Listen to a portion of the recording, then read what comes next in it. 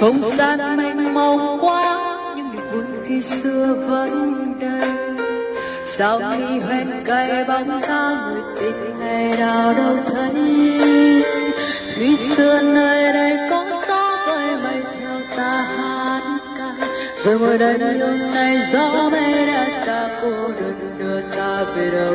Ngày anh ra đi như hoa điên lối đông em, thương nhớ không nguôi, cơn đau hoài không dứt, rồi anh đi xa.